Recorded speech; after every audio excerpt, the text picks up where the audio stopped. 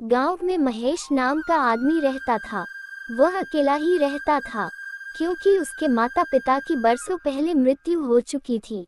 अपने रोजाना की जीवन से परेशान एक आदमी ने नारद मुनि से पूछा, मेरे भाग्य में कितना धन है, क्या आप मुझे बता सकते हैं?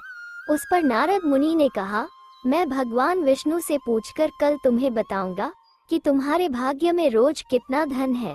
अगले दिन नारद मुनि ने कहा, तुम्हारे भाग्य में 1 रुपया रोज है।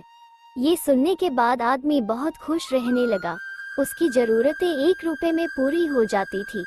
एक दिन उसके मित्र ने कहा, मैं तुम्हारे सादगी जीवन से और तुम्हें खुश देखकर बहुत प्रभावित हुआ हूँ और अपनी बहन की शादी तुमसे करना चाहता हूँ। आदमी ने कहा, मेरी रोज की कमाई 1 रुपया है, इसको ध्यान में रखना और तभी शादी के लिए हाँ बोलना। इसी में से ही गुजर बसर करना पड़ेगा तुम्हारी बहन को। मित्र ने कहा, कोई बात नहीं, मुझे रिश्ता मंजूर है। अगले दिन से उस आदमी की कमाई 11 रुपया हो गई।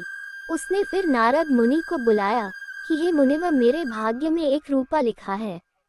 आपने ही बोला था, फिर ये 11 रुपये मुझे क्यों मिल रहे हैं? नारद मुनि ने उस आदमी से पूछा कि तुम्हारा किसी से रिश्ता या सगाई हुई है क्या?